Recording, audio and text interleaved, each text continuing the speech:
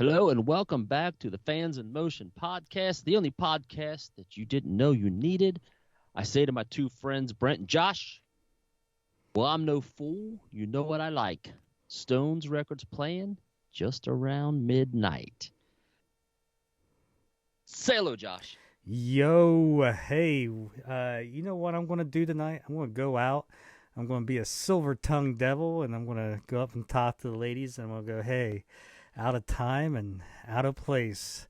Whatever happened to your human face, baby? Brentry, I did that Yeah, opening for you because that's your line I from the told you. opening song. The minute I heard that, I'm like, classic Jack. Now watch It watch is. watch it be somebody else who wrote the song, that part of the song. Yeah, That was probably. Russ Ballard. Yeah.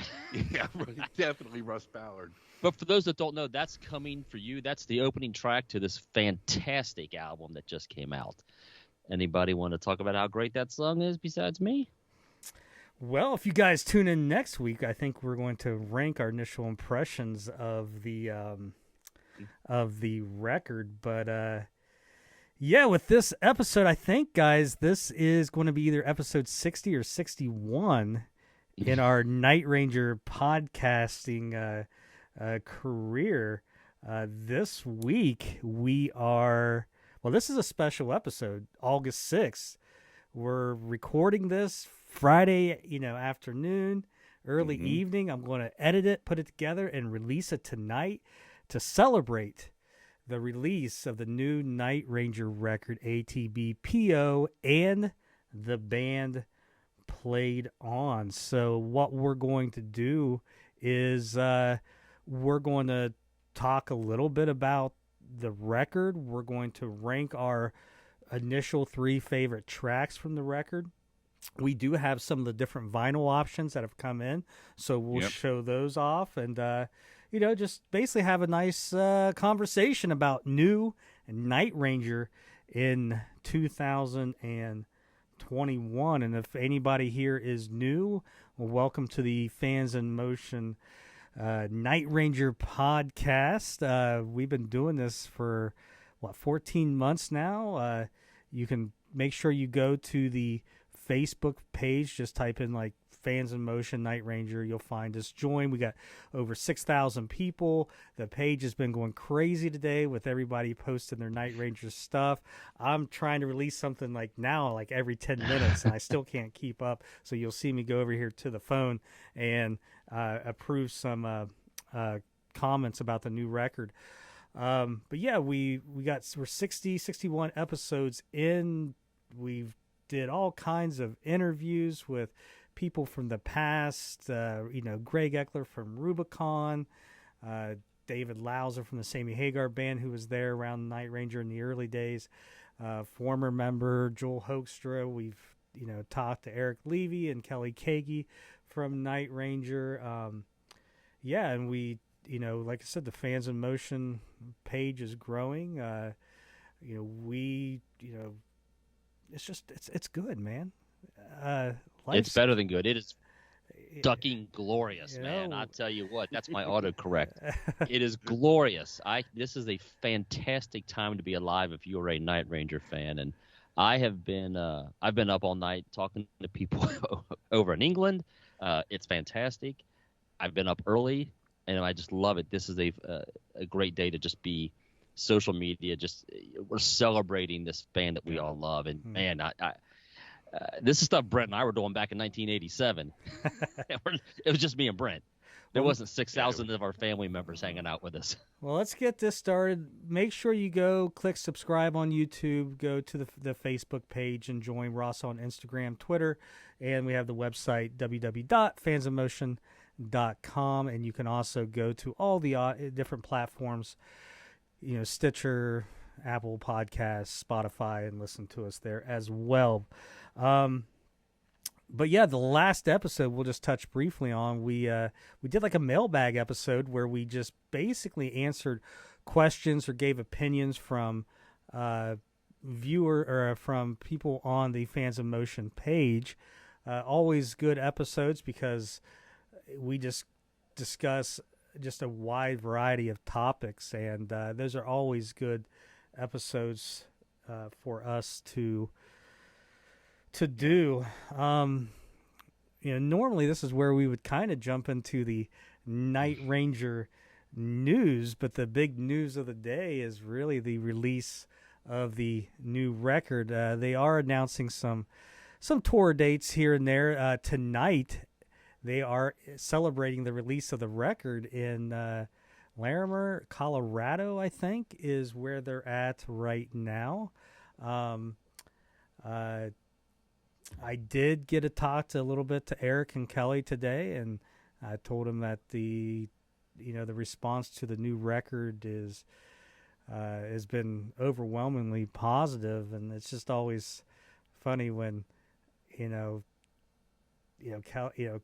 Kelly's still amazed at that. It's just like that people like them. Yeah, it's like come on, it's good stuff.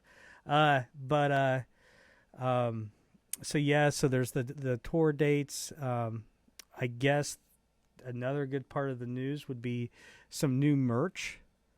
Oh yeah. Hit the Night Ranger web store. So you have the ATBPO shirt, a new Rockin' America shirt, I think a new koozie. I think they got some of the other stuff in stock. And if you're listening to this up until I think 11:59 Eastern today, August 6th, 2021, if you use the discount code FansInMotion10, you get 10% off your order. So go there and you do that. But the news of the day is the new record is been released, and we'll get into that a little bit more here. And I guess I should have brought it up earlier. We're going to talk ATBPO, but we're also going to talk ATBPO with Kelly Keagy and Eric Levy. We'll talk about the writing and just some songs that didn't make it onto the record. So there you go. You got that coming up. And again, we're doing like a smaller condensed episode. Usually this is the point where we would talk about all the collectibles and everything, anything new that we've got in. I usually try not to go down this rabbit hole, but the 12-inch singles. So here is the 12-inch single for Young Girl in Love, promotional copy not for sale, the B-side being Call My Name. And I happen to see this one.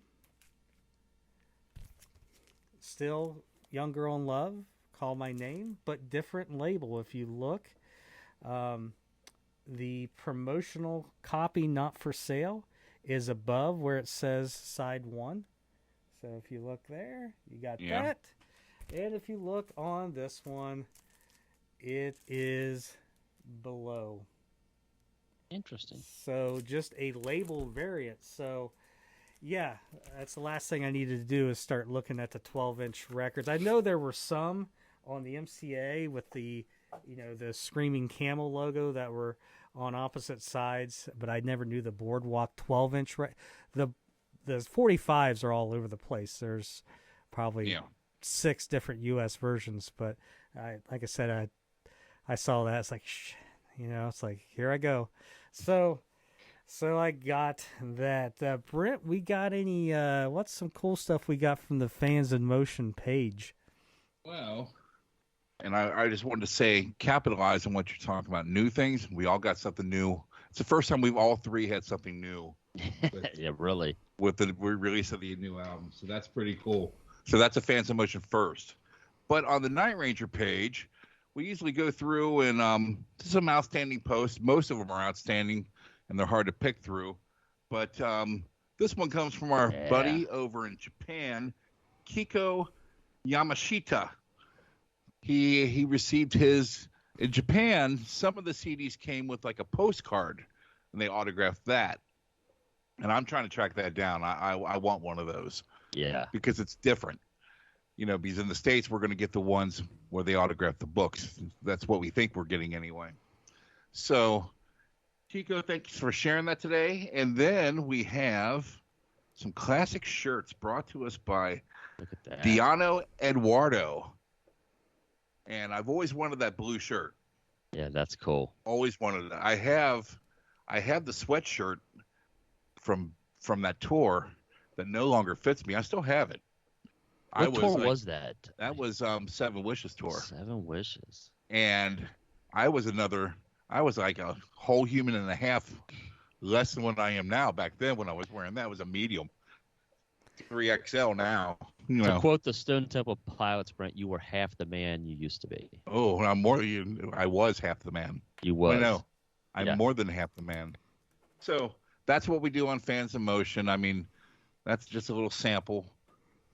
And these, there's collections people post.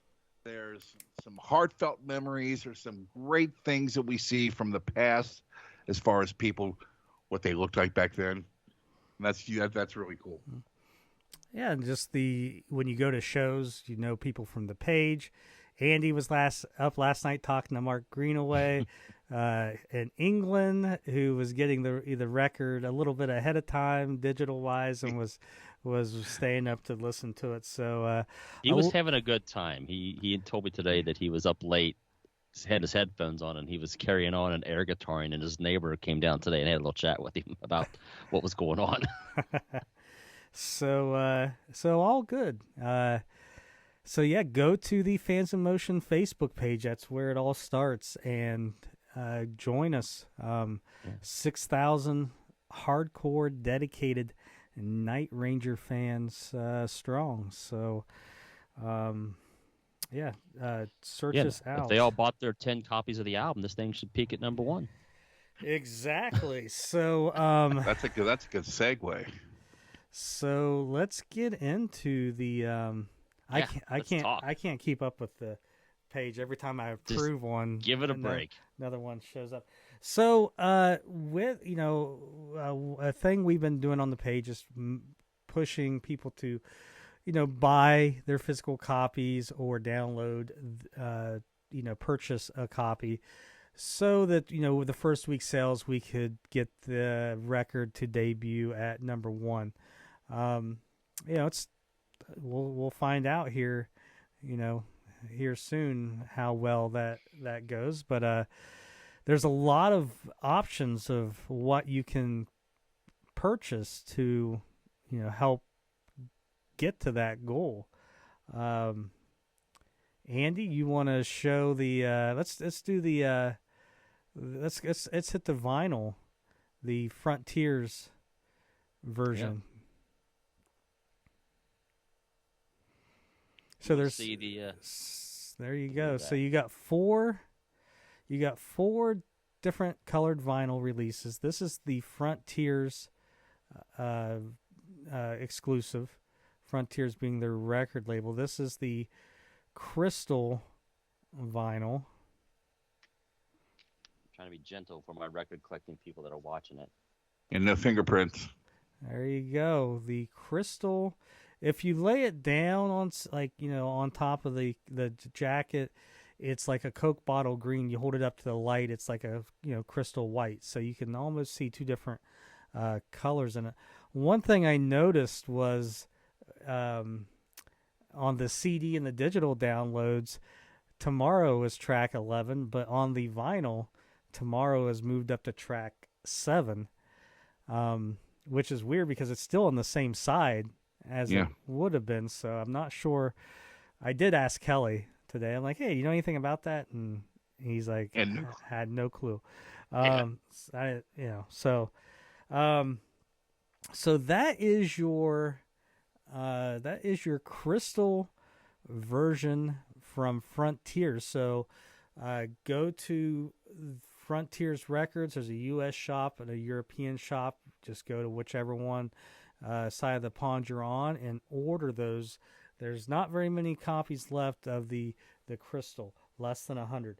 Brent, you got your red vinyl today, right? And my wife is bringing it to me right now. Yay! The one behind me is sealed. Thank you, hon. We have same jacket, Well, there is a difference on the jackets, the barcode. So, yeah. Brent, hold yours up. So yours printed on just says red vinyl above it. So on these ones, on Andy's, it has a sticker over it, crystal vinyl. So that is a small difference there. So, I want to see this. Look at that. There you go. Look at this. Look at that. Bada bing. I love red. It's my favorite color. That is sweet looking. So red is the standard copy.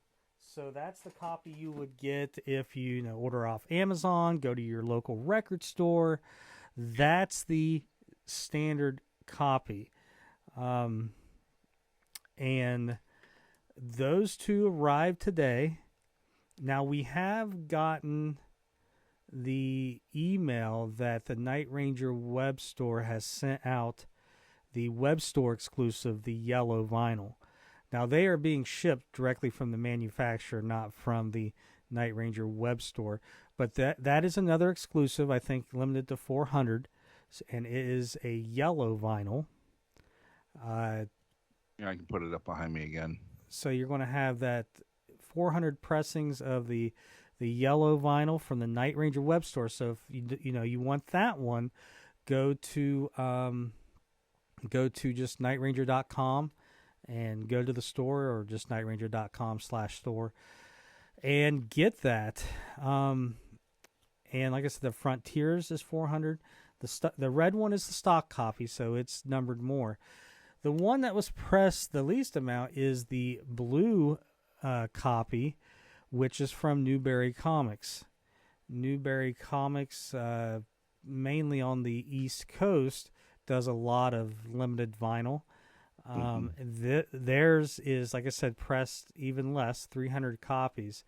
I have not gotten anything from them yet about shipping, but definitely, and they're limited. You only can order 2 per person. Yep. So definitely get on those before those sell out as well. So there you go. You got the 4 vinyl versions: the crystal, the blue, the yellow, and then the standard red. So get them in your collection. And then the CD, is a little bit different. I think it's got different back art. Even how the liner notes are set up is different. You can actually read it better, I think, which is important because Fans in Motion is thanked in the new Night Ranger record, along with some Yahoo named Josh Weaver. I don't know who that is. But Fans in Motion thanked in the liner notes. So, whereas yesterday, we were saying we could have been contenders. We could have been somebody. Today we are. And look at this. Fans in Motion stickers, Fans in Motion cards. So, we can chase $15.99 on fansinmotion.com. No, I'm joking. And plus shipping, so we can chase people down and get those force them to take them. And then you got the digital download. Now if you order the digital downloads or you stream, you're not going to get track 12, which is the bonus track Savior, which in my opinion is one of the better songs on the record. It's Kelly Keagy song.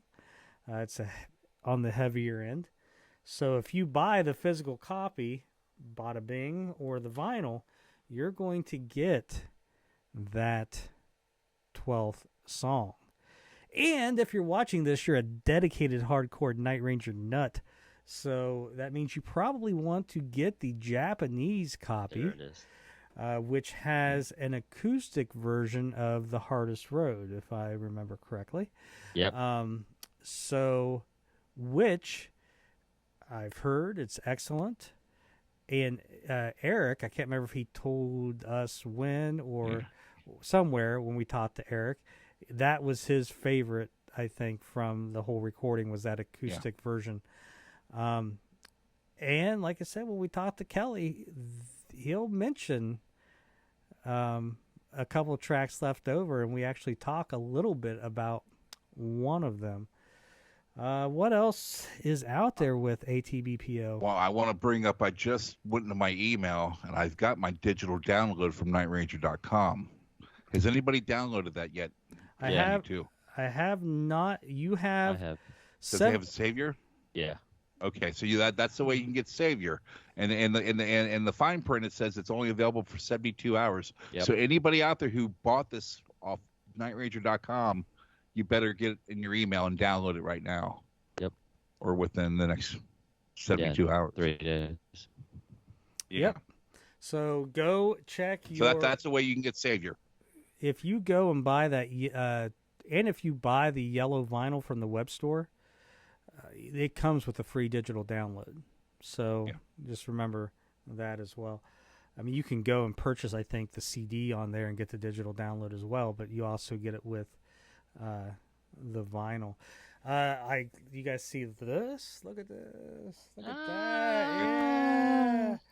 I have my. Somebody got their DeLorean up to 88 miles per hour. I don't want that. Yeah, they did. I have my original from 85, and then I bought one or two 10 years ago, but they're on my hanging off the base head. So this I just ordered, and it's it's good quality shit, man.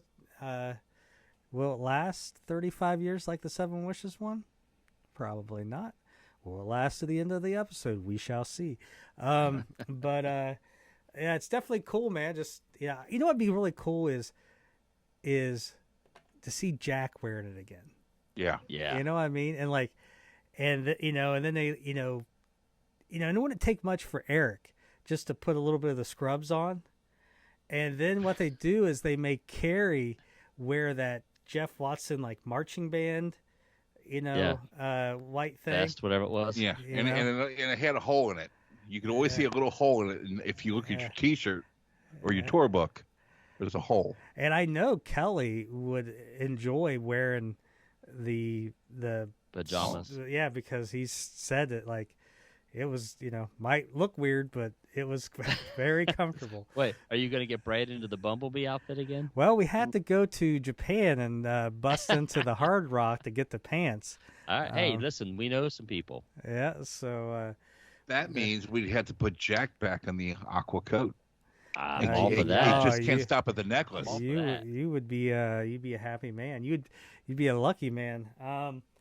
Hey, I want to say real quick, Josh. I ordered said necklace this morning, utilizing the Fans in Motion 10 discount code. What? I tell you what, you put that necklace on, a little bit of Brute, your wife won't be able to keep her hands off. Brute by Fabergé. So, and Andy's Fans in Motion shirt that I designed, that is in honor of Jack's turquoise coat. Yeah, all right, any angle but that. Hang on, let me go get my Big Life T-shirt. Squeeze it on. Yeah, your little life. Yeah. And what's great is Night Ranger releases a song, their record today. Guns N' Roses released a single. Democracy. Yeah. Actually, it finally came out. It's actually a leftover track from Chinese Democracy that they reworked. Did you listen to it, Josh? I did. It's heavy. It's if you're into everybody's. It's no dance. Let's put it that way. Well, that it's not Appetite for Destruction, but I like Chinese Democracy. I was okay with that album, but we'll talk about that later. Why is everybody talking about Guns N' Roses when we should be talking about Night Ranger? Yeah. Midnight Madness, Macho Madness, Midnight Madness. Woo! Coming for you, and I'm coming for me. Yeah.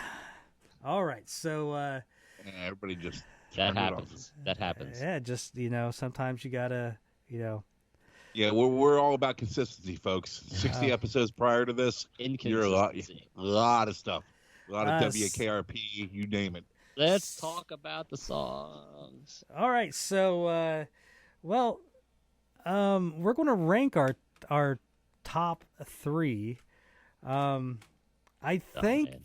I think really, there's really not much to talk. Go listen to the record.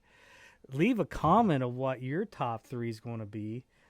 Next week, we always release episodes on Tuesdays unless we don't, and we're going to rank our initial impressions of the record. So let's just jump into our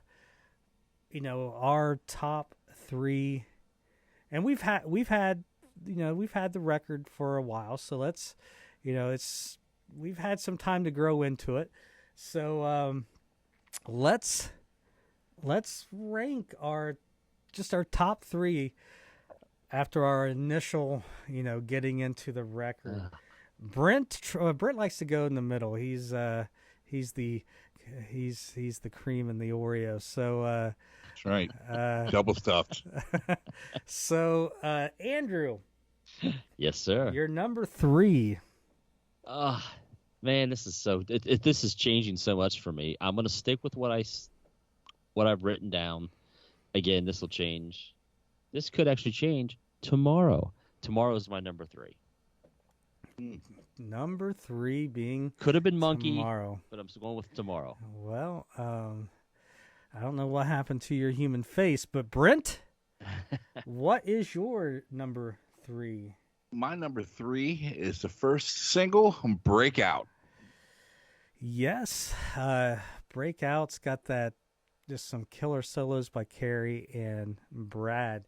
And we kind of did an episode similar to this that the audio didn't work out about a week ago, and we did the same thing, and I'm already changing it from this. And Tuesday's episode is going to be different because we recorded Tuesday's episode yesterday. Oh, see, I didn't change anything. I'm changing it now because I found myself singing this song all day, and I don't sing the other songs, so my 3 and 4 will kind of be switched. There you go, a little bit of a spoiler for next week. But my number 3 is going to be Savior. It keeps moving up, and I just find myself just singing it. I love Kelly's vocal on it. I'm glad that's something Brad brought in. So you just need to get the physical copy and get that track. There's no other way around it. So like I said, I almost moved tomorrow to number 1 for me, but number 1 still is the one I go to constantly. But tomorrow is creeping up. I was listening today all day on repeat. So my number 2 is actually Tomorrow. So it's a great song. It just is. Another Kelly Keagy song. It kind of reminds me of those Kelly Keagy tracks from the 90s off, especially off of the record 7 that came out in 1997. Soul Survivor, Revelation. It's just got that Night Ranger feel, and it's just a good, upbeat, positive song. And I mean, it's just yes. It's my number 2, and if you got everybody that knows that listens is pretty much you guys spout opinions and I spout facts. So, Brent, what is your number 2? Spit the truth, Brent. The fact that I'm going to spout out is that Josh has changed his list since the episode we're releasing Tuesday. So you'll have a reason to watch it to the very end. So that's good marketing on your end, Josh. Listen, you can't be afraid of change. What I want out of this number 2 is I want to hear a mashup with Love Stinks with Dance. Because it's got that great rhythm, and I've already said it before. I was taking my daughter. She's going to Florida today. I was dropping her off with people she's going with, and this came on in the car. And she goes, "You could tell Jack I like this song." And, and I went, that's good. That's good. Yeah. Let me get him on the blower. Do what? You just said, let me get him on the blower. Hang on. I'll call him real quick. I didn't hear that properly, Anyways, there we go. There's always one. Hey, you said 2 cuss words so far. Actually, that's pretty good. So Brent's number 2 was Dance out of all that. Andrew, your number 2. Number 2 is Breakout. I still love this song. It still gets my head, kind of rocking along. And it was the first song we heard from this album. And I believe, Josh, if I'm correct, did you tell us that this was the last song? Eric, this was the last. Well, I think it was a combination of Eric and Kelly. Eric talks about it was the last song he worked on. Okay. And Kelly talks about it being one of the last songs brought in from, Brad brought in the music. So, yes, this is in both different aspects. It's one of the last songs. And the working title was? Scrambled Eggs. Little Sister. Okay. Which, it would be great. They still make, teenage acne commercials? Because this would fit, right? I gotta break out! Yeah. So just nosing around. There you go. So some marketing genius coming my way. So what, you guys both had Breakout in your top 3. We've had Tomorrow. Brent had Dance as number 2.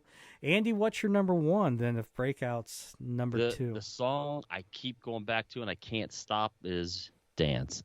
This song just makes me happy when I hear it. And the first time we heard it, I was like, God, that's cool. And then you finally hear the whole song, and I'm like, oh, this song is just great.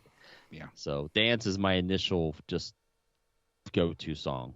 So Dance. If you haven't heard it, you have to hear it. It's a fun song. Brent Tree? My number 1? Nope, 4. Huh? Number 1. Okay. My number 1, Cold as December. Cold as December. Back to the car ride that we just had a little bit ago. It came on, and my daughter's like, well, that song changes a lot. I said, that's what I love about the song, because it just keeps going, but it's building, and it's perfect. It's a perfect song. It is. It's a great tune. I can't argue with you. Well, even today, listening to that, I heard I think somewhere like after the guitar solo, I heard some little riff that I just never picked up. It's like under some stuff, and I'm like, that was kind of cool. So yeah, it's definitely a song that's got a lot going on. My number 1, echoing Andrew, is Dance. Yeah.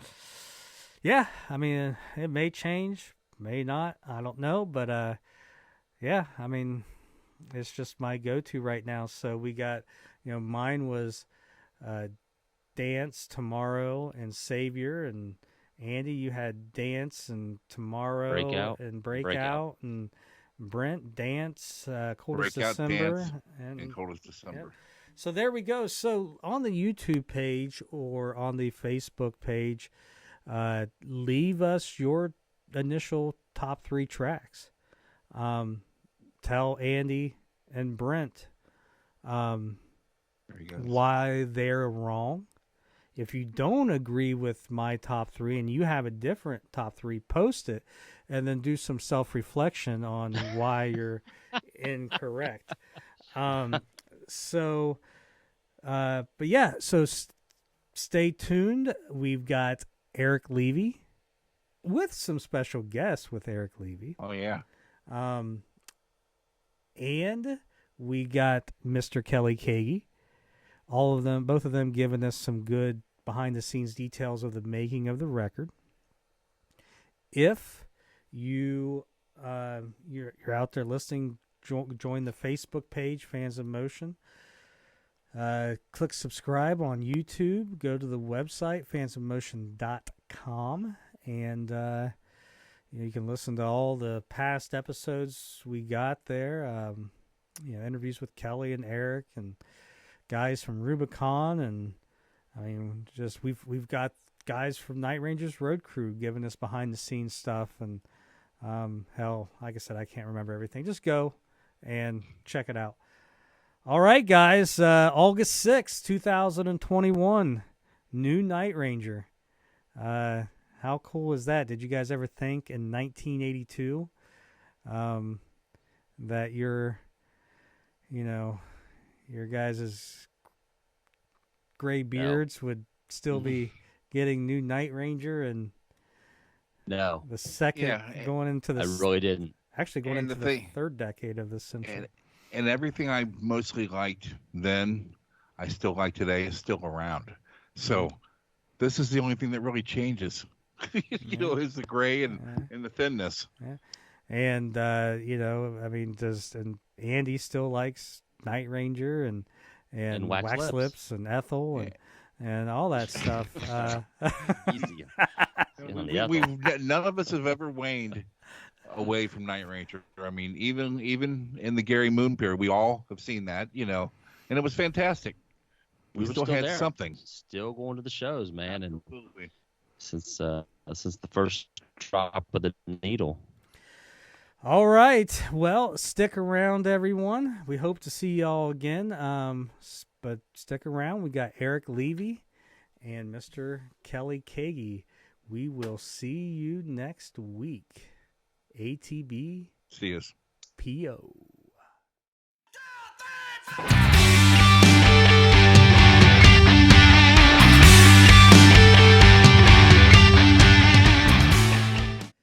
And here we are welcoming the original drummer, vocalist extraordinaire, Mr. Kelly Keagy, back to the Fans in Motion podcast to talk a little bit of ATBPO and the band played on, released today, August 6th. It's good when we got new Night Ranger in 2021. Kelly, thank you for joining us. We're very happy to have another record out, and over the course of off season, which is like January, February, March, like that, we started putting it together, and it was difficult to make because we of course we couldn't get in the room together and play.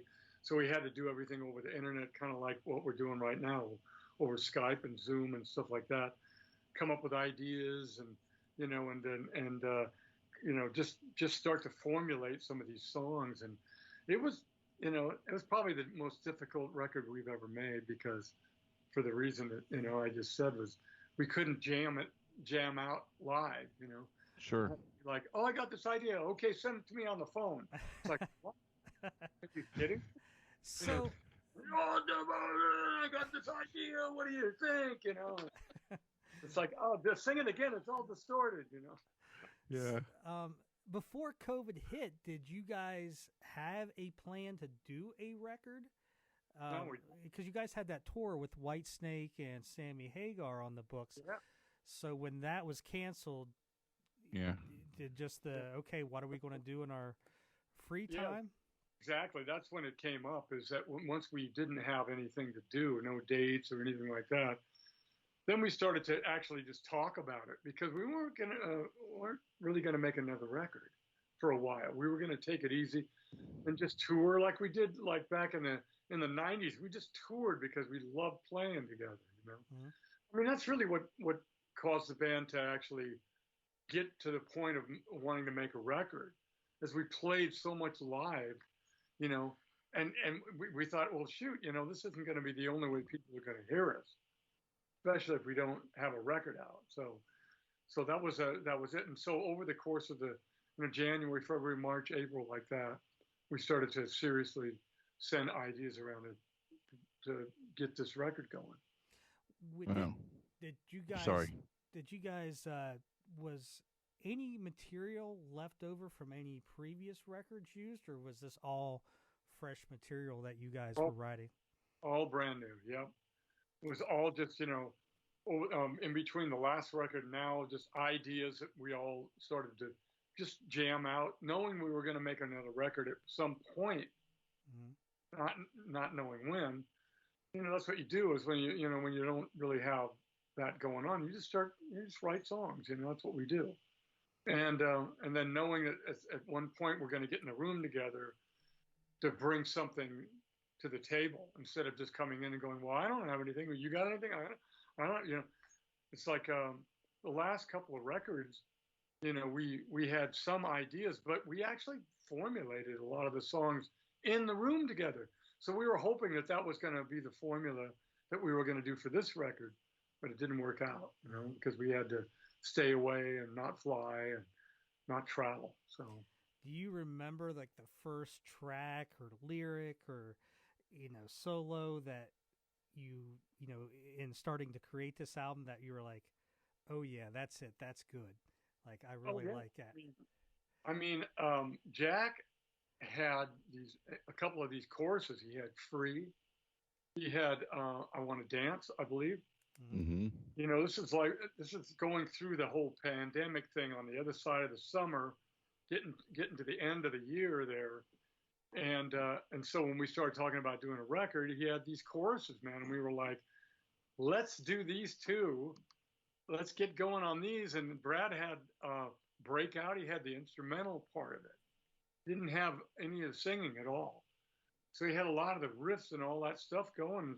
So that thing got sent around. I had the chord changes to Tomorrow. I had a track, and on the 4th of July, that's of 2020, I brought it up, showed it to Jack, and put it in his computer, and then we got Carrie starting to work on the guitar parts on that. So those are the first 4 songs that we probably had that were good, like Free, Bring It All Home, I think was one of them too, but definitely Breakout, Well, let's so you said Brad, which Breakout was the first single you guys released. Let's go through the formation of Breakout. So what happens? Brad brings you he sends a file to you guys that has basically just the different just all the music going on, because he does tracks for ESPN, stuff like that. So they're just instrumental, right? And so when he sent that around, we were that was actually the last track that I recorded, because those came in late. These tracks that came from Brad. So we were like, okay, while we were working on the album for like 3 months, working on the vocals and stuff like that, that instrumental came in at the end. So because a lot of times you get albums formulated, got all the tracks going, and then you start looking at it as a whole. Like, what are we missing here? Are we missing like a ballad, or are we missing like a pop song that's a little more up tempo? Are we missing a barn? That's what Brad called it, a barn burner. He said, we need a barn burner. We need like one of those songs, up tempo, this and that. So he sent that track, and we ended up doing it. And so, like, you or Jack will take it and kind of add lyrics or bridges to it, and I mean, Jack took it. He took it, and I can't remember if he came up with the chorus. I'm not sure. I'm not sure how it came about. It might have been the chorus first. It was like, break out, come on, and it was like, in the beginning it was come on little sister, or come on little ditty, or it was like something we didn't really know. So you mentioned these original 4, kind of like the 4 songs. My favorite from the record is one of those 4 tracks, which is Dance. Dance, great. Talk a little bit about how that came about and just how it went from being this newborn song to the finished product. Yeah, I mean, that's basically when I was talking about sending clips around, that came up, and Jack sent that around, and he goes, I got this thing, like, this idea of this song that's like, I'm frustrated and I can't do anything. I can't go outside. I can't do it. I just want to dance, And so when he put it like that, we all went, that's great. That's great. And then and then the song came about that way. I think he had the music, I want to dance, I want to dance all night, So yeah, that's how it came about. So the Dance, it was probably Free. It was probably number 2. Hardest Road, another one, and the other ballad, the first ballad, the one we just released. Can't Afford a Hero. Can't Afford a Hero. Yeah. Mm-hmm. Those were the first 4 songs, I believe. Okay. So Free, Can't Afford a Hero, Dance, like that. And so you're mentioning this song Free, and everybody's looking on the record going, where is this song Free? So Free is something you guys, kind of what you just said, you look at the big picture, and you have so many songs to put on a record, and you kind of make this, it's like a painting. I need a little bit of this, and you eventually have some sense between each song. Like you have to talk to each other like that. So it really makes sense to look at the overall picture, especially even when you get like about halfway through and you got like 5, 6 songs. You start going, okay, we can't, we're on a roll now. What do we need that's going to make it a little bit different? And it's going to roll through that song, and then we're going to come back to that, and we're basically sticking to that theme of the COVID lockdown. Okay, break out. I just want to dance. I want to get out of here. I got to move. I got to, but they're telling me I can't. I just want to dance all night, So, and then it's like the hardest road, it's like the whole idea of like, this is the most difficult thing that most everybody in the world has been through. And how can we convey that to people, but that it's going to be better. The sun's going to come up the next day. And, so we wanted to make all those songs not be like, oh my God, okay, I'm just going to go jump off the cliff, to like, there is hope, and so that's what a lot of these songs meant to us during this, Well, it's a very, I think, very positive lyrically record. And I think the hardcore Night Ranger fans listening to this are going to be happy just knowing that there is a Night Ranger song in the vault that they still have not heard called Free. So when you guys are writing and someone, let's say, Jack has, hey, here's this song I have, or you have a song, do you guys ever get to a point where, you're working it out, trying to write it, and you just can't get it, and you're like, hey, Jack, can you write this part, or, what's... Yeah, that's what we do. I mean, we trade off on that, and somebody takes the lead, and that, and same thing with the instruments, and it's like, who's going to play the solo? You take the first one, I'll take the, But yeah, a lot of times you end up with songs at the end of a project, like this album. There's some songs left over, that we, it didn't sound like they fit the picture, so we just kind of held them back. And a lot of times, when you're under the gun, like if you're making a record for a major label, like we were doing back in the 80s, we get to the end of the album and they'd say, I don't really hear that second single. You guys have another song that you can, and we'd immediately go right back into writing mode and find that, we need, like mid-tempo, 125 right there, heartbeat into the all human race or whatever it is. Somebody starts throwing out those themes and we just go, that. So, that's what we ended up doing with this record, is that some songs push other ones out, because they stick out better. They actually have a better message, and musically, melody's better, whatever. So that happens on every record. We'll get killed if we don't answer this question. How many leftover tracks are recorded? I think there's 2 or 3. And what are you going to do with those tracks? Are they going to be B-sides to anything? I'm going to sell them to the devil. The devil's laughing over there. But, we don't have any plans for them. Sometimes, if they don't work on during an album, they don't work. It's like you can't keep going back and going, well, what about, remember we did this song 10 years ago. What do you think? It's like, it's still not good or not good enough. It's good, but it's not good enough. So that's what you end up doing, and it's not personal. A lot of times it's not personal. It's just like, just didn't work, So we got probably on every album there's always 1 or 2 left over. Yeah, we're going to need to talk. And so why would we put them out if we didn't like them?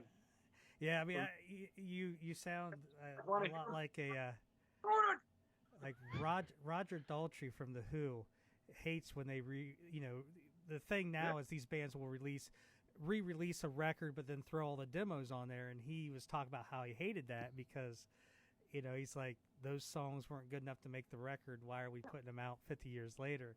Exactly. And it's like, well, you got hardcore fans that just love everything, and I think and sometimes you're your own worst critic to where exactly I agree. And when it's different when you're putting together a record. Now the record's out there. These songs don't have to fit really any big picture. They're just an individual thing, and maybe just on their own they kind of stand there. And like I said, it's I see what you're talking about. It's like anything you create. Like I don't know. I'm just trying to think of, like, if I created 5 things, there might be 2 that I'm really like, these are my 2 best ones, and like the other 3, and then you're surprised that the one that you thought the least about, like, everybody likes, and you're like, what? Like, that took me 2 seconds. These other ones that I spent all this time on, that's the ones I want you to focus on. And everybody's like, you know what? You know what's a good example of that was Richard Marx. He and my good friend Bruce Geich, who I've written with, wrote this song, and it was basically a full song, and it was Right Here Waiting, and he didn't put it on the album, but the producer was smart enough, waiting until the executive from the record company came in. This is what I heard from David, the producer. David Cole, not the David Cole that but he, once the record executive was sitting there listening to the final mixes of the album, he goes, I want to play you a song and I want to see what you think of it. And he played Right Here Waiting for You, which ended up being a #1 hit. Perfect example of what you're talking about. The artist said, I don't want to hear that song. Take it off the record. And the record exec said, that sounds like a hit song to me. Let's put it on the record. And he's like, oh my God, put it on the record. Sure enough, #1 hit. Yeah. It made him a star. Yeah. And some money. Yeah. Yep. There's 2 songs I want to talk to you specifically about. It's going to be the last song. If you only get the digital download, the last song on the record is a track sung by the mighty Kelly Keagy called Tomorrow. Can you talk a little bit about that? You did say it was kind of one of the earlier songs that you guys messed around with. I had a musical idea of the song, but I just didn't have, and I had a sketch melody that I just sang, and but we couldn't find out. I couldn't figure out how to break through and what to get what to write about. And Jack came up with the whole idea of the whole idea of the song, I've waited this whole time for you, and now it's that time. And so he came up with the idea of lyrics, there'll always be tomorrow, it's like, it's never going to be over, and so, he came up with that idea. After we struggled, we had the musical tracks, and the whole thing was done and recorded. But we couldn't figure out what to sing. I couldn't. Jack kept going, what are you going to sing about? Come on, man, write it. Send it to me, And I just kept dragging my feet, kept going, I don't want to commit to something I don't like, And then he came up with the whole idea of, there will always be tomorrow, that. And I was like, sold. Thank you. Relieve the pressure. I was so hoping you were going to say, there'll always be tomorrow. I'll just do this tomorrow. I'm like, oh, that's it. And that's what I kept doing. I kept dragging my feet. And dedicated Night Ranger fans that we are, who is our prime audience, I liked it because it kind of had that feel of, like I said, the Kelly Keagy songs from the album 7. It kind of had that that feel of the track that closes out the album 7, which is Revelation. Revelation. It's it just had that that good, like, hopeful feeling, and just that classic Kelly Keagy vocal, and I was like, it just took me back to that record. I always love how that record closed out with the song Revelation. I also know it's one of Brent's favorites as well. It's one of my all-time favorites, and I have a question about that song now. And never play that song ever. It is one of the greatest Night Ranger songs ever. And the question I have real quick is in the chorus. California splits in 2s and 3s. Oh. Is that regarding interstates? What does that mean? Yeah, I don't know. That's a good question. I don't know. Yeah. With all the drugs I took back in the 60s. It's all coming forward now. It's all just coming out. Well, I didn't know if it was just because it splits in 2s and 3s. Like, I don't know. You got a political half at the top and whatever. I don't know. It sounds like we got stuck on the lyric and we just went blah, blah, blah, blah, blah. What are you saying? 1s and 2s. Okay, let's take that. It doesn't have to make sense to be brilliant. It's brilliant. I kind of took it as how you always have a group of friends. Let's say there's 5 or 6 of you when you're teenagers. Yeah. And but maybe not always together. You're split in 2s. Yeah. Sometimes there's 2 of you here, 2 of you there, or 3 of you there. That's kind of maybe how I looked at it if I gave it thought. But then again, you guys know I'm bad at lyrics. That is my favorite song on 7. Thinking of that until 2050, and then we're going to release that. But Tomorrow just took me right back to 7, and I was like, yes, that's how I wanted this album too. Sounds like old classic Night Ranger too. Yeah. Eric Levy's wife, Wendy, she thought it sounded like the Foo Fighters. I was like, Foo Fighters, and I was that might have been just when she was hearing the music too. It might have been the music before she heard the lyric in there, but yeah, maybe. I mean, it's probably a lot of influences. You never know. I mean, every year, it's just something new comes along. You can't just be in the past, So we try to grab influences as much as possible. Well, I don't think anybody's doing exactly what they did in 1985. So I mean, that's what I always say is like, go back to 1985. Are you still doing what you were doing in 85? Are you still hanging out with the same people? Things change. I kind of am. Hanging out with the same people anyway. And the other track I want to talk about is, so Tomorrow is the last song on the record if you just get the digital download. But what you want to do is you want to get the physical copy, the CD, or one of the 4 vinyl options, which go to the Fans of Motion Facebook page, and we will talk all about it on there. The bonus track for the physical copies is a track called Savior, which when I first heard it, I was like, okay. But then I, thought I would be singing these other songs in my head, and I caught myself singing Savior. And then when I would put when I'd play it, I'm like, I'm going back.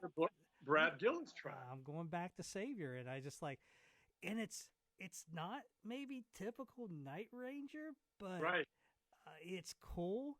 There's a lot of depth to it, like the backup vocals, and just it almost kind of like reminds me a little bit of the Beatles, because you can listen to a Beatles song and there's just so much going on, different instruments, different vocals, and that's kind of what I'm like, man, this song's just kind of an adventure.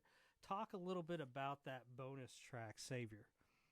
Well, I mean, that was another Brad Gillis instrumental track idea that came to us, and he sent it over just like he did with Breakout, and so those are the last 2 tracks to be recorded on the record, which is so funny.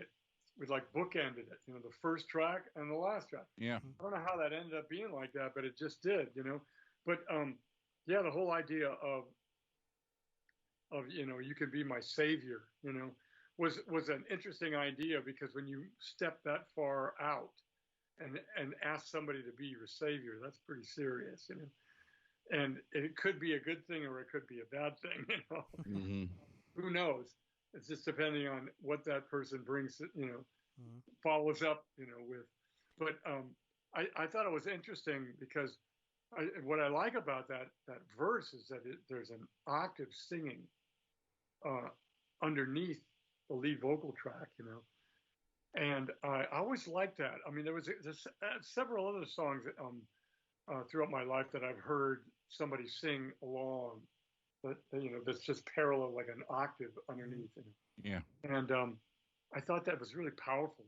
It adds a really interesting kind of mysterious vibe to that verse. It's such a cool song. It's a unique song, and again, if you just if you're living in the 21st century, shame on you because you're not going to hear it. So you need to go out and buy the physical copy. But it's just one of those songs that stood out, and it's great hearing a Night Ranger song and Kelly Keagy rocking it out vocal wise, and I'm just happy. It's 2021. I got a new Night Ranger record. I got a new Styx record. Isn't that amazing? Played with them last weekend. You were there. I was. I was there too. Brent was there too. We got a chance to hear some of their new material live too. It was great. I mean, we played Breakout. They played a couple songs from their new album. And I'm telling you, can you believe that the bands that have been around for 40 plus years are still making new songs, recording and writing new songs? It's incredible. Well, that's good. I mean, you should never stop. Well, here's the thing. It's not just you guys are creating new songs. You're creating good and great songs. I mean, that new Styx album is, and I didn't mind the last Styx record that came out in 2017. I mean, it was good, but this new one's just grabbed me. This new Night Ranger album, it just, grabbed me even more than Don't Let Up did.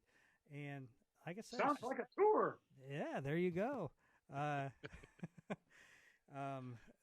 And like I said, I'm just happy it's 2021. We got, new records from, like I said, Styx, Night Ranger. I mean, Eddie's son, Wolfgang, just released his record, and life's good, man. And you guys how's it feel being back on the road a little bit and playing in front of?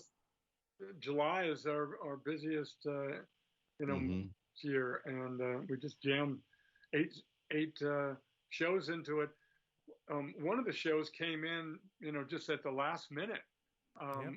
Cadott, Wisconsin, at Rockfest. We got a call from management saying, somebody fell out, and had to cancel, and can you guys do it? It was 5 days before that festival was to begin, and so we just kept everybody out there, and then went to Cadott and played that show, and then went up to Moondance, and then on to Ohio where you saw us. So we kind of kept everybody out there and did that show, which we hadn't played in probably over 15 years. I think. Yeah. So that was nice. And definitely got some good publicity with Corey Taylor from Slipknot coming out and singing with you guys on Don't Tell Me You Love Me. I was at 3 of the shows the previous week, and the show I really enjoyed was the Surf Ballroom. When you guys played there. I mean, that was so, I mean, just it was on my bucket list to go to the Surf Ballroom and then to see you guys playing there. How about that wall, Josh? Right next to the stage. Yeah. How about some of the handwritten notes on there? You remember when we saw Don McLean's handwritten lyrics from American Pie? We were like, look at this, Buddy Holly and Richie Valens were here, and then he comes to play many years later, and he hand writes the lyrics to that. Yeah. Huh. And then that's fantastic. And then Waylon Jennings, who was playing bass for all those guys that night, he signed the wall. I found it, and we found Fog Hat for Carl.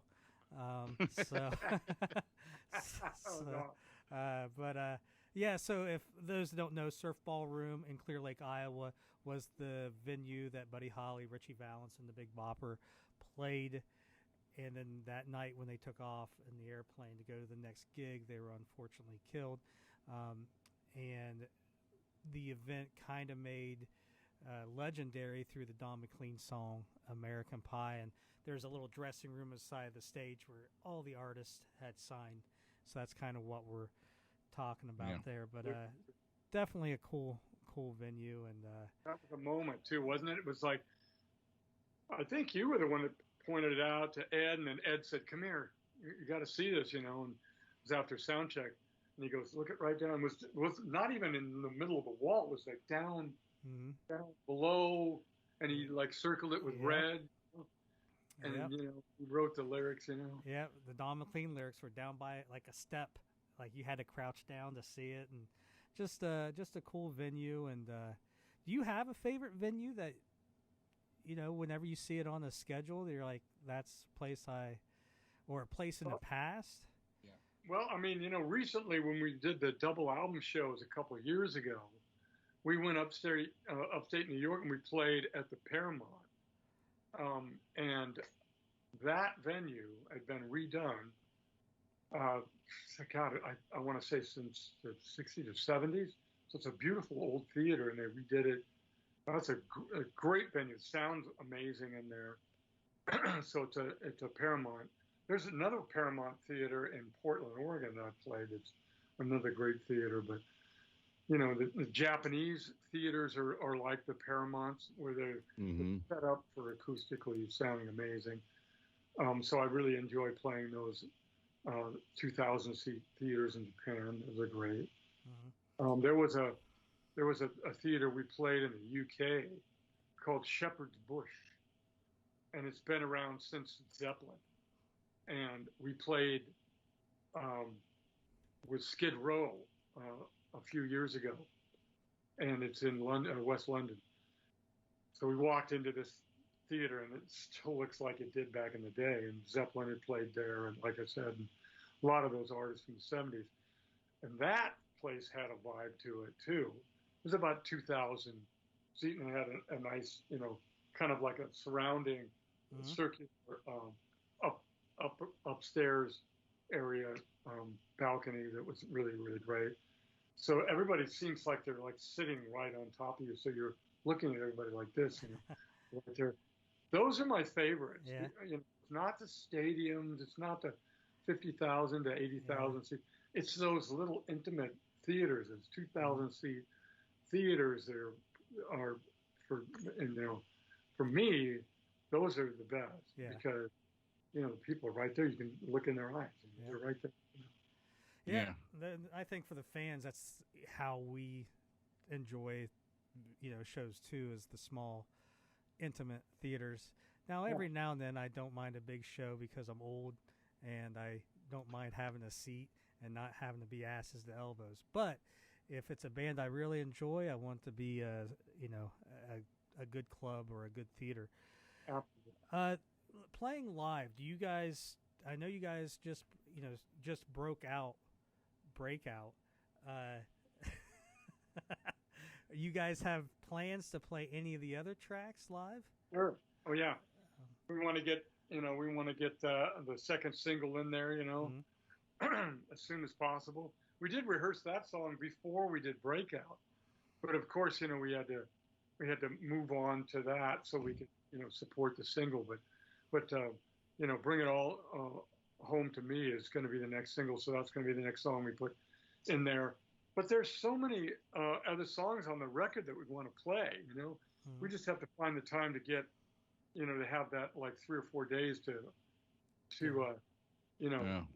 So it's going to be tough because, we're still kind of in the middle of touring. Probably next month we could probably do it because we only have about 2 dates next month. So that could be a time we could get together and rehearse a couple more of the new songs. But we're still getting asked to do, some of our deep tracks from the first 2 records. So we still haven't gotten to that yet. Yeah, we need Why Does Love Have to Change and Call My Name. I demand those. Well, Right. I'm going to tell you right now, when we come to Dixon, Tennessee on October 16th, that'll be my birthday.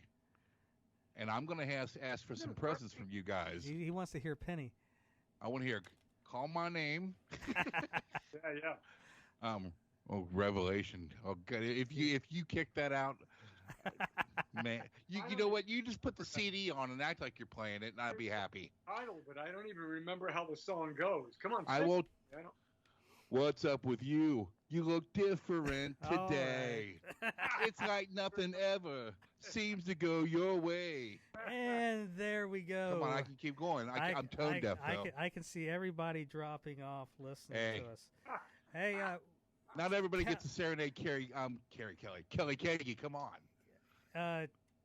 Kelly, just promise to us that this is not the last Night Ranger album.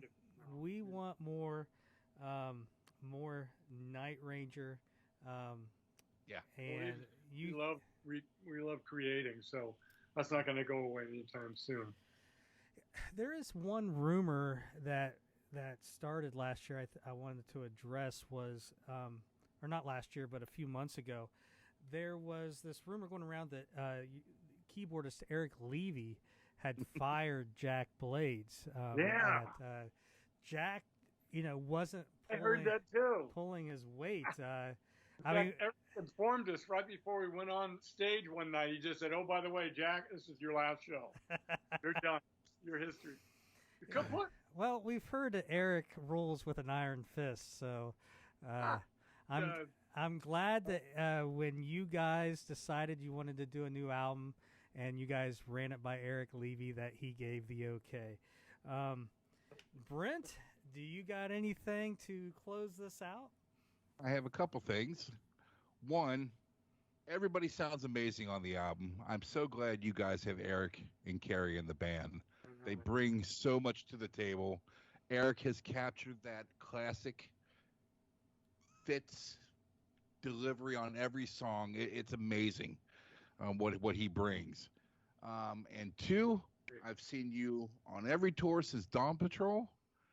And I got to say, the past 2 weeks that I've seen you guys, I've never seen you have more fun on stage. Oh, yeah. I mean, it's fantastic. I think it did have a lot to do with being locked down for, like 6 months, 8 months, because we were so happy to be out of the cage, let us out and let us do what we do. And then it was because the people were giving back to us. And that's what we do on stage, is we try to give that positive energy, and they always give it back to us. So that's what the smiles and the happiness is all about, is like we're all together now, all of us, audience and the band. And, I'm glad you brought that up, because that's exactly how we feel about it. So we're just it shows. It shows in both shows I've seen. It's not faked. It's beautiful. Puts a smile on my face. My wife went. She goes, "Those guys are really good." She went last Friday when you played with Styx, and she was impressed. She's not going to come out and do a podcast or anything anytime soon. What? She wants nothing to do with this kind of stuff. But I thank you for being the soundtrack of my life. I'm 52. I was 13 when I started listening to you. So thank you, and the album is fantastic. Very nice. I appreciate it. Thank you, guys, and for being for 40 years. Thank you for thanking Fans in Motion on the record. How great was that? Yeah. And we. What else could I do? I mean, it's like they're the ones that are responsible for us still being here after all these years. So it's definitely. We started a campaign trying to make this. I don't know if you know, we're trying to make this album debut at number 1. I've driven people crazy for the past 2 months, Josh? Constantly tell them to pre-order. I have 8 copies coming. And me too. I got 6 coming. So if we, the key is the pre-order and the first week sales in this climate. So, God, if we could do that for you guys, it'd be awesome. Oh my God, we all do it together. We're trying now. All of us. It's going to be important. Yeah. I've got a whole. I mean, every time on the Night Ranger page they would post something, I'll go back and I'll post our campaign and telling everybody to pre-order that sucker. I mean, they are. Josh, are they getting tired of hearing me? They are. We were tired of hearing you before you started the campaign. Yeah. Yeah. It's all right. It's all right. I'm not going anywhere. Those clips, and you guys were like listening really hard, and then smiled on your face. I'm like, stop it right there. Can't hear anymore. Yeah, I know that. Yeah, and now I know what songs I heard. I remember hearing Monkey, heard Dance, and there was another track, and I don't remember what it was because you didn't play it long enough. I can't remember either. It might have been like Free. I thought it was Breakout because I just remember that Brad Gillis intro. It was Breakout. Yep. You know, because the first song, Kelly, you played for me was Dance, and I was just like, all right, you know, this is fucking awesome. And then I think the second one you played was Breakout, just because it has that iconic, you know, that intro. So, but yeah, Kelly, thank you for joining us, and thanks, you've been great to us and the podcast. And hey, new Night Ranger record released today. Go out and buy it and download it and get the record and get get one of the colored vinyls and you know, make this record number one. I got a good feeling. I do. Kelly, thank you. Thanks, guys. I appreciate it.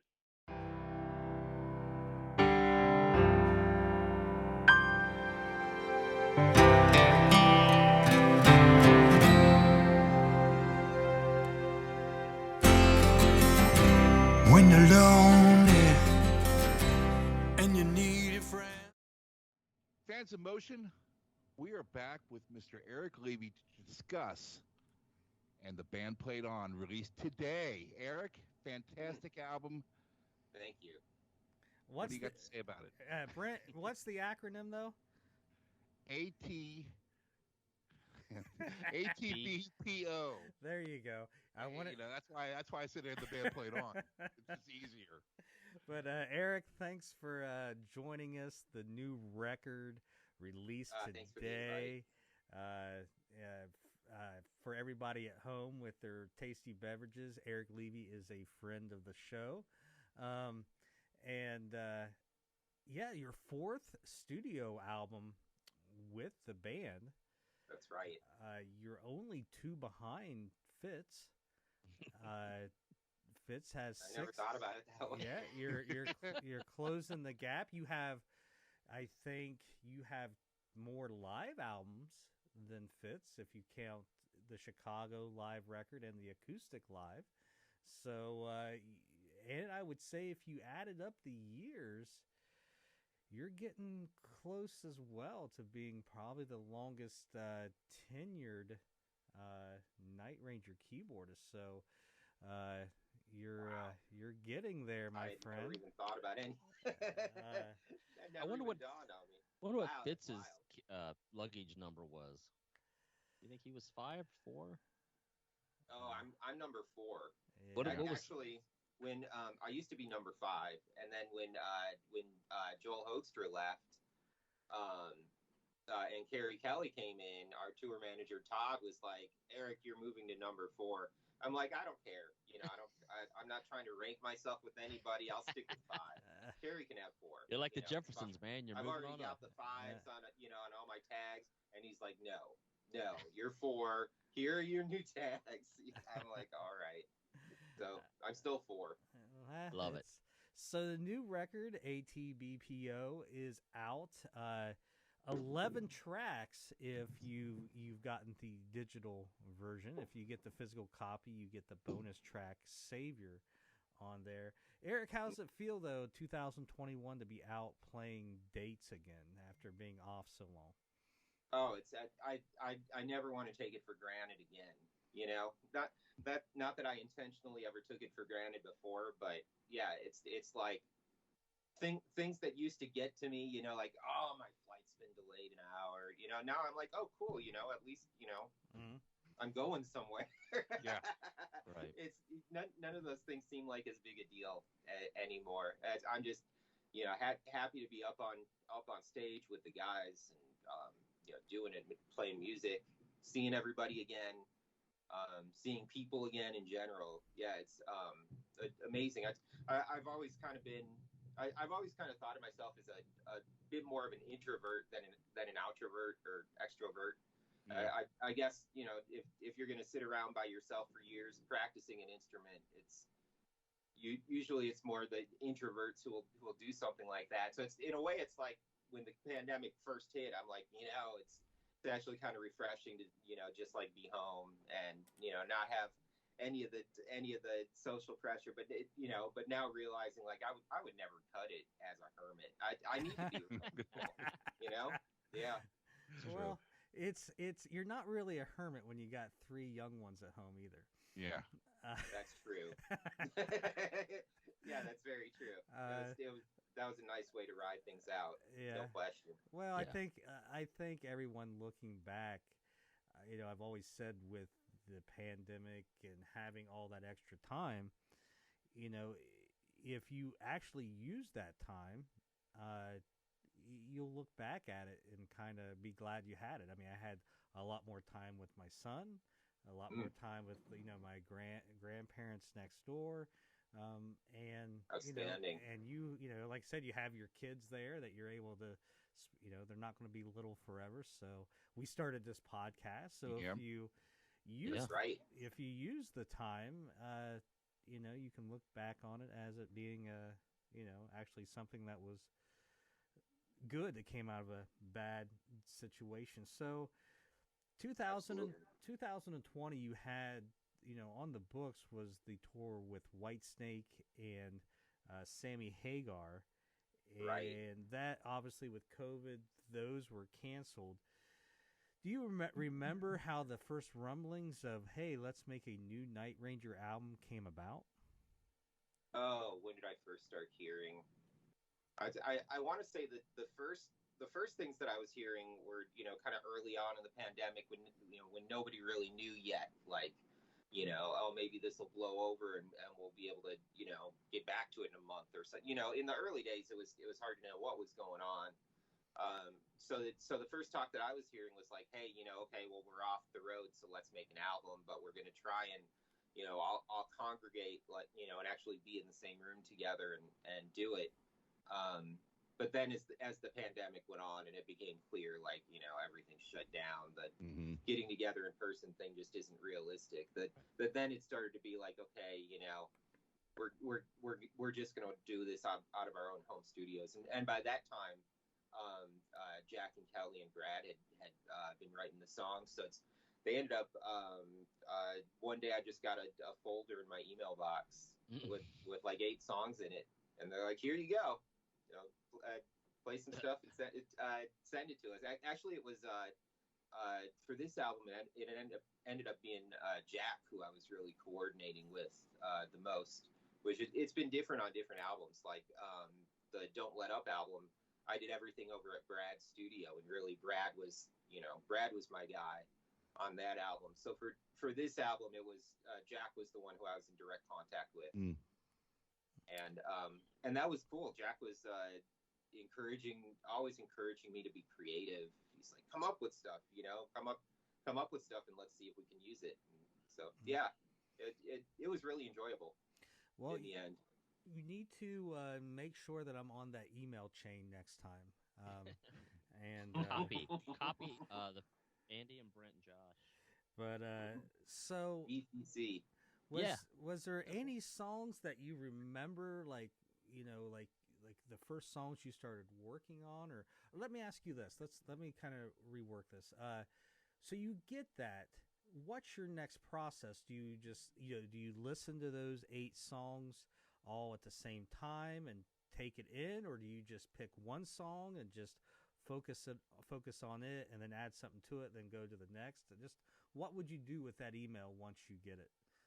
Wow, now that you ask it, it is kind of like bringing a little memory back. Now that I think about it, I think the first ones that the first ones that they were asking me to look at were the ones that were going to be more keyboard based, the ballads, which in the end it's guitar is a huge part of everything as well, as it should be. But yeah, so Hardest Road and Can't Afford a Hero, I think were the first ones that I was really looking at. Hardest Road might have been the first one that I recorded, and then I went back near the end of the process, and one of the last things I did was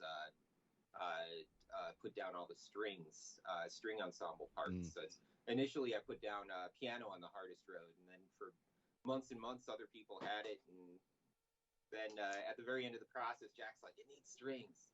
And you put strings on. I'm like, yeah, totally. So out of those first batch of songs, was there a song that really stood out with you? Like, wow, this is the song, I really like this one. Did one jump out more than the others? When I first, I think when I first heard Can't Afford a Hero, that really hit me, because it was, like in the lexicon of Night Ranger songs, usually it's it's very much in the tradition of, hey, we're men and we're rock stars, and and I don't mean that in a bad way whatsoever. It's the rock mentality. When I first heard Jack's lyrics on Can't Afford a Hero, it's like he allows people to see like a more for lack of a better word, vulnerable side, I guess, with still the confidence of, by the time you get to the end of the song, it's like the hero is me. It's not he's not second guessing himself, but in a way it's it's more human, I think, maybe than some of the more shallow. That's a terrible word for it.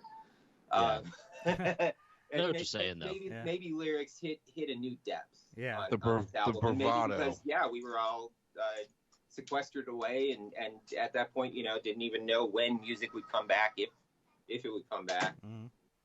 Yeah, I mean, it's definitely a different take, different side of Night Ranger, and it got me thinking, what is the going rate for a hero?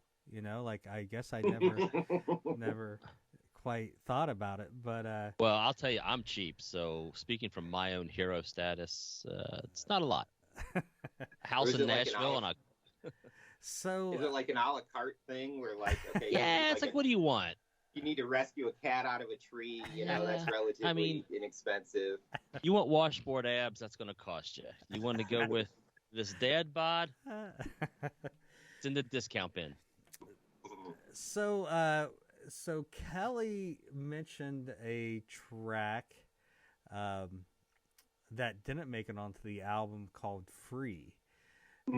So was that a rockin' song, a ballad? What can you tell us about that? Oh, I like I told you before we started filming, Josh.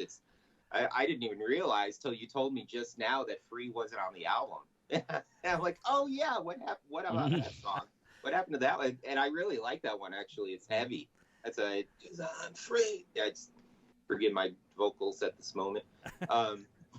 Yeah, it's super heavy, but it's also of the 4 studio albums that I've been involved with the band, it is par for the course that we'll end up at the end of the recording process with a few songs that just didn't make the cut. And I guess in the end that's good for the overall album, that it's like, okay, let's get more songs than we need written and produced, and then we'll pick the ones that we like the most. Well, if you have a couple leftover tracks from each record, you almost have another record sitting there. That's true. You know what you could do? I'm gonna help make you look good in front of the 3. Say, guys, I got a great campaign on how we can sell this album. Everybody who buys it again gets the track free for free. Boom. Gotta push it to number 1. I have 8 copies already on order, so. So eventually, maybe there'll be one of those like triple album, like unreleased Night Ranger. Well, yeah, that's what you guys could do in about 6 months. Re-release it. This interview will be the bonus DVD. Ooh. There you go. So what was like some of the last songs that you worked on? Because from what I understand, you guys were working like right up to the deadline. Yeah, at least I I was for sure. Funny enough, the song that I worked on the day before like everything was due was Breakout, and like I had no idea at the time that was going to be the single or anything. It was just like, okay, I have one more song, and I had been talking to our mixing engineer Anthony the night before, and he straight up, he's like, I want to have you on these songs, and we don't want to have like no keyboards on these songs. So if you want to be on them, I really need parts from you. I was like, oh man, okay, I'm gonna get this done. So yeah, it was the very last day before mixing was about to start when I pulled up Breakout, and in a way, I'm glad I didn't overthink it. And also, there were great keyboard parts on there already, because in Brad's demo that he had there's a synth part that comes in right at the beginning with the guitars, or third measure in, I guess, before the whole rest of the band comes in.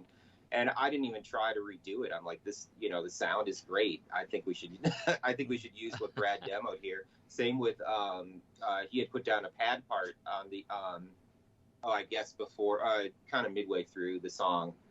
There's a breakdown where it goes into halftime, and there's this kind of big keyboard pad. And that was Brad too. I was like, that sounds great. Let's, I'm happy with that. Let's use that. So I guess the character thing that I really came up with was the part in the verses, and all I was trying to do there was find something that would complement and kind of wrap around Jack's lead vocal. So it comes in on the second half of the verses. I guess that's my creative contribution really to Breakout. Well, when I heard Breakout, that was one of the things that kind of stuck out to me, with those little keyboard riffs underneath the verses. Actually, thank you. I think I actually texted you that day, because it's one of those things where I'm like, that's cool. I like what Eric's doing. I'm like, I can text him and tell him that now. And I appreciated getting the text.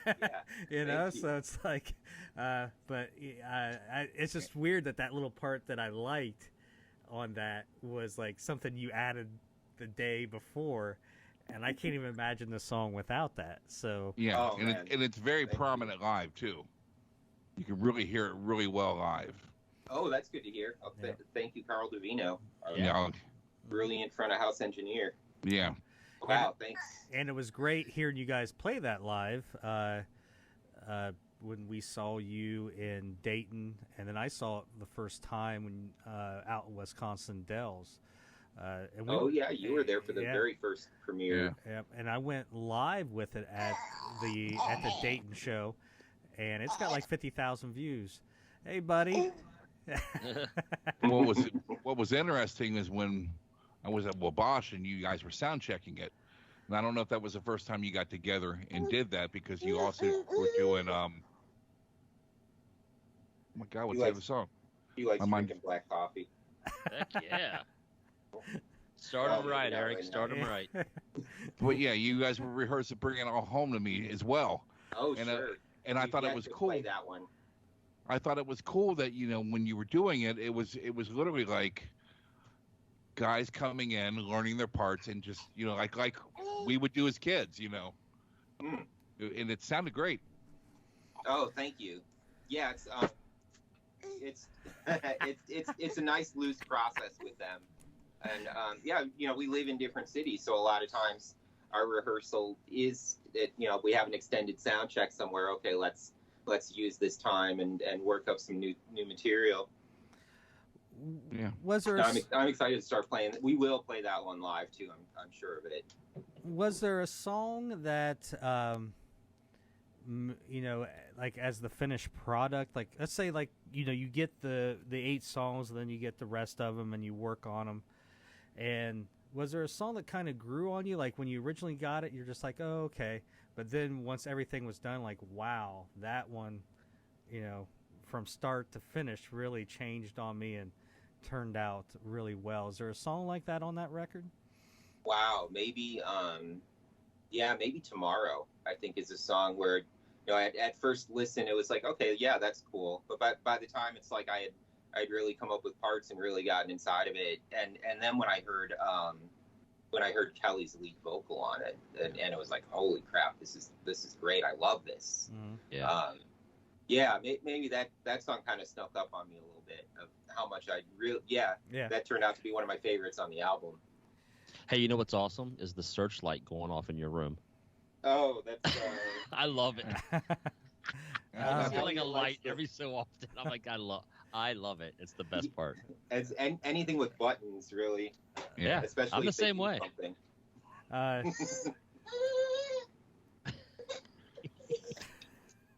little guy.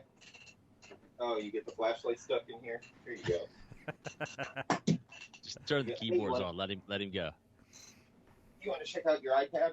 There you go. Check out some iPad. Yeah. Whoa. It's Fans in Motion on YouTube. Just go ahead and watch them. Yeah. There we go. He's looking. He's looking. The hands are automatic. He's looking for Breakout. What? So as I said earlier, if you get the digital version, you're getting 11 tracks. But if you buy the physical copy, the CD or the record, you get a bonus track called Savior. What can you tell everybody about that song? Well, Savior and Breakout were both, as I understand it, at least both songs that started with Brad, that Brad brought in. So I got both of those songs later than. Thanks. I got both of those songs later than I got the originals, which is I guess that's why I was at the deadline doing the. Yeah. Oh, let's turn this down, shall we? Thank you, gentlemen, for your patience. Here we go. We've all been there. We've all been there. Family affair, man. Right. So I can't. When I first got both of those songs, actually, they had different titles, and I can't remember what they were now. But shortly thereafter, Jack reached out to me and said, "Hey, I wrote lyrics for these two songs. Here's the new versions with the vocals on them." And that's when they became Breakout and Savior. Yeah, both are rockers, right in the style, the tradition of Brad Gillis. Great heavy rock licks, and I find myself going back to Savior a lot. Like it's different, but when I would go back and choose tracks, that was one of the ones I always went back to. So on your social media, you've been posting some photos of studios and I think playing a few different shows out there beyond Night Ranger. What you got going on besides the Night Ranger world? Are you doing studio work? You just you still doing your videos that you posted up on Facebook and Instagram every day? I mean, what's going on in the world of Eric Levy besides Night Ranger? Oh, well, thank you so very much for asking. And thanks for checking out my social media videos. Those are my creative outlet. That's like, okay, what am I into right now? Like the video, I'm actually sitting here mixing my new one right now. I just recorded it late last night. Was totally inspired by, we went out and played this last minute. We filled in for a band that wasn't able to make it. This festival called Rockfest out in Cadott, Wisconsin, and Corey Taylor from Slipknot came up and sat in with us, and then we Carrie and I and Ryan, who's also part of our crew, the three of us stuck around and we're like watching Corey Taylor's set and all the pyro going off, and I don't know, I just got it. I was like, wow, I didn't realize it. I think for Slipknot, the combination of the actual vocals and melodies along with the real heavy and really interesting rhythms, and so I was inspired by that, and I was like, okay, well, let me see if I can come up with a jam that's in that vein. And so the really weird, crazy thing is that it's the drummer who just passed away, Joey, right? Yeah. I never had the privilege of meeting him or hearing him play in person. But the wild thing is that day, July 26th, Monday, when he passed, was the same exact day that I was sitting here And usually when I'm putting jams together, I'm just like, oh, this is cool. But for that one, I was actually, Slipknot has a song called Psychosocial. Yeah. That I was like directly going to and directly listening to the drums and saying, okay, how's he approaching this beat? How's he approaching this section? And so all my drums were like completely just, 100% like, what would he have played? Okay, if Joey had played it that way, okay, let's try to do this. So it's just like completely synchronicity, I guess, that just happened to be the day that he was leaving this planet. But it's for that reason, I guess I feel excited or I don't know.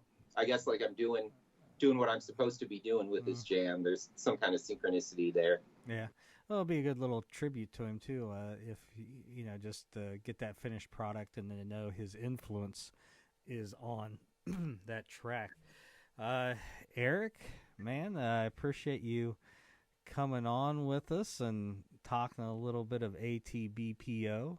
I'm finally getting that to roll off my tongue. I have to think of the word and the band played on, and then what's the first letter? Yeah, it's so I'm getting there, but the record is great. I appreciate you coming on and talking a little bit about it, and thanks so much. Great hanging with all three of you as always. Yeah. I have a question about one song. Mm-hmm. Cold as December. Yeah. Is that you? Are you masking or the guitars? It sounds like it's got a very John Lord kind of heavy tone to it over top of the guitars. And I mean, just from what I've heard, I mean, are you playing on that with them like that at the same time, or? Thank you. Yeah. John Lord is always very much at the top of my mind for anything that I'm doing with Night Ranger. Like anytime I'm playing any Hammond organ whatsoever, it's going back to when I first joined the band. Like that was always the organist who they were always like, can you play this like John Lord, like rhythm kind of style? And so so it eventually I'm like, this works for this band. So I feel like my musical influences are so all over the map that in a way it helps me to be able to focus in on something. So it's like, okay, how would John Lord have approached, any of these things? And that's usually the direction I'm going. So yeah, with the tones included, I think I was using my Hammond XK5 keyboard here, going into a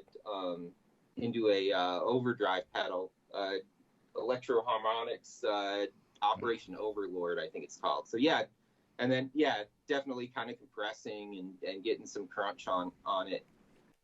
Yeah, it paid off. It definitely sounds incredible with it. So thank you. Man, much appreciated. Thank you. Made me smile.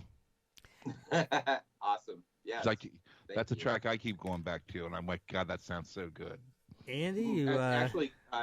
Another keyboard credit on that song should go to Kerry Kelly, because there's a piano part that opens the song that was off of Kerry's original demo, and we stuck with that too. It was the whole song was built around it. I was like, cool. This sounds great. Yeah. So credit Kerry as well for that. Andy, you got anything you want to add before we take off here? Nah, I'll let Eric go. He seems like he's got his hands full. Just thank you once again for joining us, and I look forward to a in-depth breakdown of this album, track by track, because I got questions. I've made notes. I've made notes. Oh, fantastic! Always a pleasure, gentlemen. And look forward to seeing you. I'll see you in Cleveland for sure.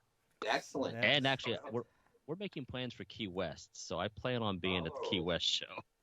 Okay, there you go. Yeah. So. Key West is always fun. Mm-hmm. But anyway, thanks, Eric. Eric, thank you. I'm sure we will see you again soon. Thank you, Andy, Brent, Josh. Thank you. Yep. Fans in Motion. Thanks, Eric.